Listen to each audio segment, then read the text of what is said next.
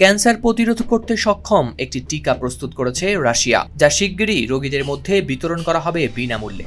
রাশিয়ার স্বাস্থ্য মন্ত্রণালয়ের গবেষণা কেন্দ্র রেডিওলজি মেডিকেল রিসার্চ সেন্টারের মহাপরিচালক আন্দ্রিয়ে ক্যাপ্রিন দেশটির বেতার সংবাদ মাধ্যম রেডিও রাশিয়াকে দেয়া সাম্প্রতিক এক সাক্ষাৎকারে জানিয়েছে এ তথ্য।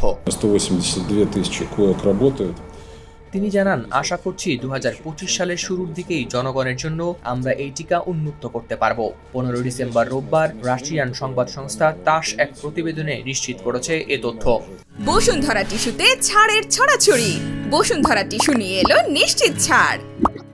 প্রতিবেদনে বলা হয়, এই টিকাটি তৈরি করতে ব্যবহার করা হয়েছে আধুনিক মেসেঞ্জার আরএনএ, যা পরিচিত mRNA প্রযুক্তি নামে, যা ক্যান্সার কোষগুলোকে ধ্বংস করতে সাহায্য করবে। এই প্রযুক্তি ব্যবহারের ফলে টিকা মানবদেহের রোগ প্রতিরোধ ব্যবস্থাকে প্রশিক্ষণ দেয়, যা ক্যান্সার সৃষ্টির জন্য দায়ী কোষগুলোকে ধ্বংস করে ফেলে।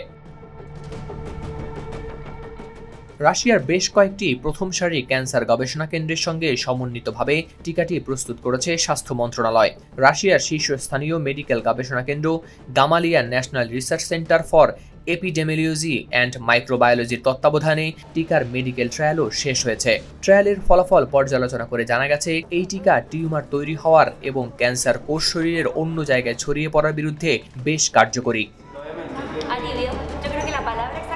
এর আগে রাশিয়া করোনা মহামারী চলাকালে স্পুটনিক নামে বিশ্বের প্রথম করোনা টিকা তৈরি করেছিল, যা বিশ্বের বিভিন্ন দেশে ব্যবহার করা হয়েছে। রাশিয়ার নতুন এই ক্যান্সার টিকাটি ক্যান্সারের চিকিৎসার ক্ষেত্রে একটি গুরুত্বপূর্ণ পদক্ষেপ হতে পারে এবং এর মাধ্যমে বিশ্বে ক্যান্সার প্রতিরোধে নতুন আশার সৃষ্টি হতে পারে।